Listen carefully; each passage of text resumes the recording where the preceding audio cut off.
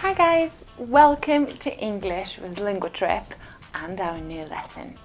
If I asked you why you're learning English, I'm sure that some of you would say that you would want to talk about anything in a clear and confident way.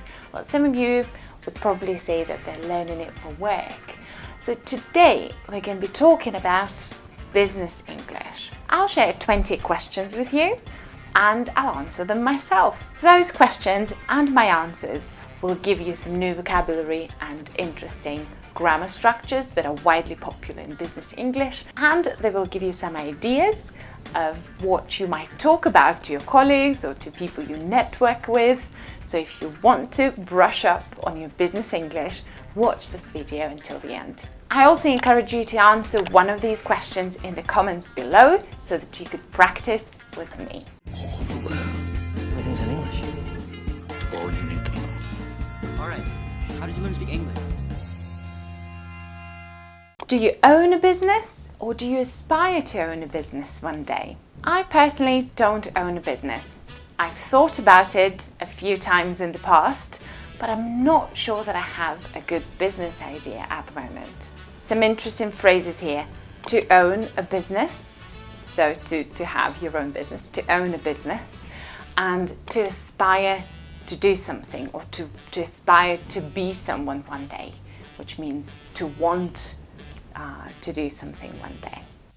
What do you aspire to? To have a business idea. That's a very popular and widely used phrase in business English. Would you prefer to work for a small business or a large corporation?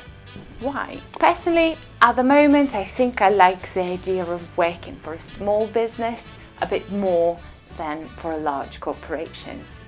I think small businesses address the needs of local people more, and they establish a very close relationship with their customer. I also think that helping small businesses really boosts life in communities. So at this stage of my life, I would prefer to work for a small business. Again, interesting phrases here. To work for a business, to work for a small business, to work for a large company. Preposition for. We both work for him. You can also say that some businesses address the needs of certain parts of the community or respond to the needs of some parts of the community. Let me know what you would prefer. Would you prefer to work for yourself or for someone else, and why? If I'm honest, very often I don't see the difference between working for somebody else or working for myself, because now a lot of businesses offer working hours flexibility for their employees. I'd say working for yourself requires more responsibility, more patience, more skills to be able to sustain your business or your activity. So I don't mind. I don't have a strong preference. It depends. It depends on the employer, or it depends on the situation you personally are in. Again, we see preposition for here, to work for somebody, to work for yourself. If you control the full process of your work, your workload, your working hours, and as I said, a lot of companies now offer working hours flexibility. So I think we have this stereotype in our heads that working for somebody else is worse, but I don't think that it's always true. You don't work for yourself? Would you prefer to own an online business or a physical business, and why? On the one hand, I think I'd prefer to have an online business because it's so much easier to manage it from anywhere in the world, and I can travel, I can work from anywhere.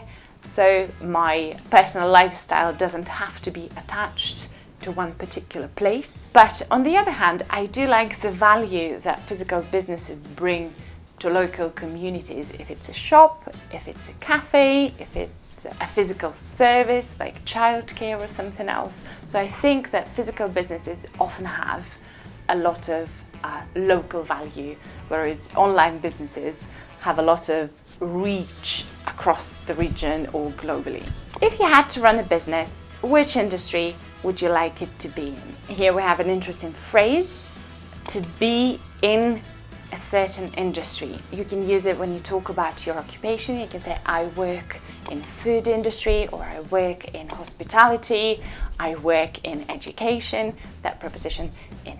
So a business can be in a certain industry. I work in corporate finance. If I had to run a business, I think I would like it to be in education, because this is something that I care about. This is something that can make an impact on real people and change people's lives. And I'm also a big fan of learning myself. So I think I could share my passion and my inspiration with other people.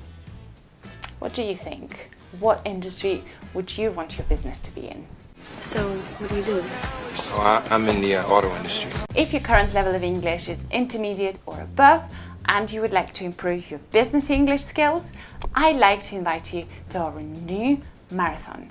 In this marathon, you will learn up-to-date business vocabulary, you'll receive email and resume templates, you will learn about cultural aspects of business, and you will get some networking tips to develop your career or build a business in English. You will have live streams to get first-hand experience and tips from experts who built successful careers in international markets. You will start expanding your network in this course and learn how to get a job, pitch projects, raise money, and do business in global markets. The link and a special promo code are down below. Go check it out. Does your neighborhood have any businesses that you love? Which ones are they? My neighborhood is very residential. It doesn't have a lot of businesses, but there are a couple of businesses that gather people around them, and of course they are in food industry. So one of my favorite businesses is this cafe, and it has a summer garden as well. So every week from Thursday to Saturday, you can meet a lot of local people there, have a chat, grab a coffee, have a slice of delicious homemade cake. And I think it just brightens up people's days. That's why I love it. And it's very local, everybody knows everybody. I think it has that particular character. So yeah, I absolutely love this business. It's a cafe. Have you ever left a good review for a business, and why? Again, there is a good phrase, to leave a review. To leave a good review or to leave a bad review. You can also say to write a review. I think to leave a review, it doesn't always mean that you need to write a lot. You just leave a review, sort of just say something. If somebody says, oh, I need to write a review, or I've written a review, that probably a little bit implies that they've written quite a lot of text. Please leave a review. Appreciate it. So yeah, have I left a good review? I have, absolutely. And I think it's really important. Psychologically, we are always more ready to speak when a negative experience happened to us. When, somebody was rude, so we are complaining about it online.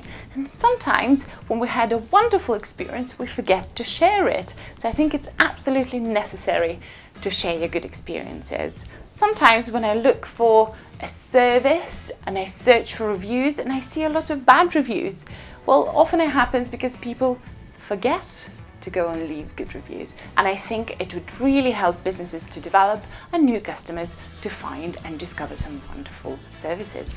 Have you ever left a bad review for a business, and why? Right now, I can't remember if I have left a bad review. I don't like writing bad reviews. I think what's important is not to just pour it out like some people do online, saying this was terrible and that was terrible. Pour it out, buddy. I probably have left something, negative. Again, not judging the business itself, but describing my experience. I probably have. I can't remember for sure what business it was, but sometimes things are not in real life as they are advertised on the website, and it's also important to let the others know that that could be the case. So yeah, what I would say though, if you're thinking about leaving a negative review, always think about phrasing and wording. Try not to sound too judgmental. Sometimes negative reviews can damage a business, and we're all humans. We've all made mistakes. Sometimes businesses do make mistakes for whatever reason. Be kind. Do you think it's essential for every business to have a website these days? This is an interesting question because I feel like websites are getting a little bit outdated. I still think that online presence is essential. It can be anything, a website or a social media page, depending on their target audience. Because if you're working with mostly older generation, they probably won't have social media pages, so it's important to have the website. If you're working with younger audience, maybe an Instagram page would be just as effective as a website. An interesting thing though is we all think that these days everybody knows how to make a website, but you'd be surprised how some websites just lack information. I was looking for swimming lessons for my kids, and it was really difficult to find a website that would give all the information I needed, so I had to call the place and ask lots of questions there. So if you are a business owner, or if you're thinking about creating a business, think through everything that you want to put out on your website. It's really important. Do you like to support small businesses when you can, or which ones? I have a few favorite small businesses. Some of them are gift businesses, so they make clothing items, little pins or stationery with messages or with statements that I agree with. So I support that kind of businesses. I also support small independent cafes. If I have a choice of going to a chain cafe or to an independent cafe, I'd probably go to the independent one. So yeah, it's mainly gifts or food. Are there any brands or companies that you prefer to support, and why? I like to support businesses that have a mission that I can identify with, that my personal views and opinions agree with that brand's views. Mostly they're those that are aimed at improving children's lives, creating better experiences in communities, helping out, educating, things like that. What about you? Let me know in the comments what kind of brands and businesses you like to support. Are there any businesses that you choose not to support, and why? I'd say that in recent years I am less of a fan of big corporations or big chains like fast fashion brands, for example. I'm not a big fan personally, but it's really hard to stay away from those completely. So sometimes I do buy things from them. I think, as in everything, the most important thing is responsibility, and when we limit ourselves, it already will be a big step towards making the world a bit of a better place. Why do you think some businesses succeed while other businesses fail? Well, this is a difficult question because for a business to succeed, it needs to have a good business idea, to be in the right place at the right time with the right kind of skills of people that work for the business. And of course, like with everything else, it needs to have a bit of luck. So I think recently timing probably has been one of the most important factors for businesses to succeed or to fail. If the same kind of business appears in the market a little bit too early or a little bit too late, they might struggle. So you never know. Some businesses succeed because they have a very strong, famous leader, and people just buy into it. They buy into the idea that that leader promotes. Why do you think some businesses manage to stay open for decades? First of all, I think that they manage to build a strong relationship with their customers, and they have a large customer base of very loyal people who keep coming back and bring their friends as new customers. So that's very important. Another reason I think for businesses to stay open for a long periods of time is that they change with new trends, that they respond to all the new needs that people might have and new trends that appear in business. What are the key ingredients of good customer service? Well, I'd say First of all, listen. It's always important to listen to the customer. Second, always do a little bit more. Think one step ahead and do something nice that your client might not expect. So that creates a very nice feeling and very nice reputation for your brand. And of course, be respectful. Do not try and create your brand image by humiliating others or by bringing others down. So these are the key ingredients. Is there a business in your home country that doesn't exist in other countries, like in Europe or in the United States?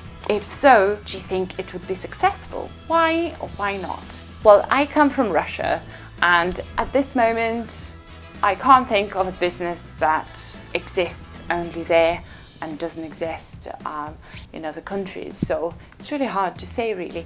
But I would be really curious to find out if there is anything very unique in your home countries that doesn't exist anywhere else. So please let us know in the comments below. Do you think you would be a good small business owner? Why or why not? Well, I think I would be a good business co-owner. I do like looking after customers. I do like creating a wonderful customer experience. I enjoy communicating with my customers. What I think I don't really enjoy doing is I don't enjoy organizing a lot of numbers, doing that kind of forecasts, like financial forecasts, doing a lot of things with numbers. That is not my cup of tea. So if I had a partner, a business partner who would look after that, so yeah, maybe I would be a good small business owner. Are you inspired by any entrepreneurs? And if so, why? I'm mostly inspired by local entrepreneurs that we have here living in our neighborhood, because they took risks, they invested in improving life around them, in creating job opportunities and services for local people. So I always, whenever I meet somebody here where I live who created a business, I feel really inspired. Do you want to be an entrepreneur one day? If I'm honest, I think an entrepreneur is probably a trait of character. So you can't just become an entrepreneur one day. You can start a business one day, but that type of curiosity and creativity, the entrepreneurial type of curiosity and creativity, I don't think you can become it. You probably have it throughout your whole life. And I don't know. I don't think I am risky enough. You know, the opposite of that would be risk averse. I think I'm quite risk averse. Why do some people choose to be entrepreneurs while others choose to be employees? Well, I think if we talk about what was happening 10, 20 years ago, people thought that it gives you more stability to be an employee, and it gives you more money and flexibility to be an entrepreneur.